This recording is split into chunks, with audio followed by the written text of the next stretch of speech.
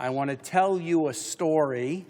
It's a story about a very humble Catholic parish in Northside Richmond, Virginia, called St. Elizabeth's of Hungary. It's a small parish. It's slightly over 100 years old.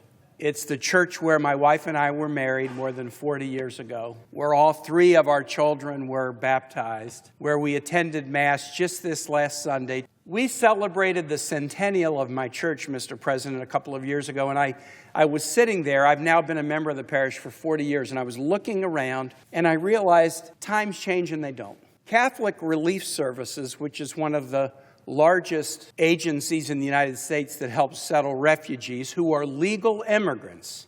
Refugees are legal immigrants. About 15 years ago, settled a Congolese family into my church who had been in a refugee camp after fleeing violence in the Congo.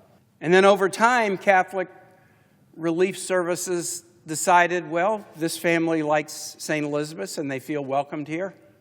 And other families started to come to my church. And so by now, as we were celebrating our centennial and I'm looking around the parish where I go, it is sizably a Congolese refugee population. Legal immigrants to the United States who have been settled through the Catholic Relief Services, and they've come to a place where they feel loved and cared for and safe and welcome. The color of their skin, the accent that they use, the fact that they're unfamiliar with American culture might make them feel not so welcome in other venues, but in my church they feel welcome. And it made me realize as we celebrated that centennial that my church looks real different in some ways than when it was founded 100 years ago, but in other ways it's exactly the same. It's a haven for people who are legal immigrants to the United States but need a place where they can gather with others and feel welcome. Why do I tell that story?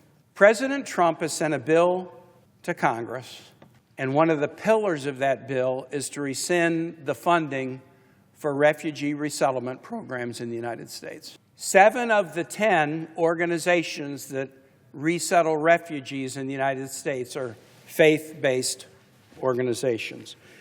The largest 2 are the U.S. Conference of Catholic Bishops, operating through Catholic Relief Services, and the evangelical organization World Vision.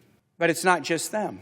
Church World Service, Lutheran Social Services, the Episcopal Church of the United States, World Relief, Hebrew Immigrant Aid Society, founded more than 100 years ago to try to bring Jews at that point from Europe to the United States and make sure that as legal immigrants, yes, they would be allowed to be here legally, but they needed someone to teach them about American culture and integrate into American life. The practice of American religious organizations assisting in legal immigration goes back more than a century.